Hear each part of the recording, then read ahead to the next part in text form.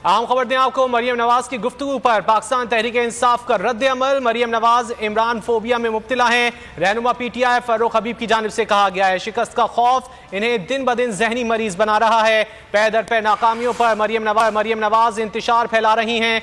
मरियम नवाज की बदजुबानी से इमरान खान को फर्क नहीं पड़ेगा। रिजीम चेंज के तमार खुद ब खुद बेनकाब हो रहे हैं। फारूक हबीब की जानिब से कहा गया इमरान खान का बयानिया जीत चुका है। रहनुमा तहरीक इंसाफ फारूक हबीब की जानिब से रद्द अमल सामने आया मरियम नवाज की प्रेस कॉन्फ्रेंस पर। अगर आपको ये वीडियो पसंद आए तो लाइक पर क्लिक करें।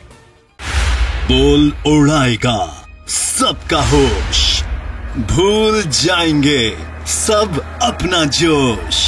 देखिए पाकिस्तान की सबसे बड़ी PSL ट्रांसमिशन सकलैन मुश्ताक, रमीज राजा, सुहेब अलवी, जमील फारूकी और फहीम खान के साथ खेल का जुनून रोजाना रात 11 बजे सिर्फ बोल न्यूज पर।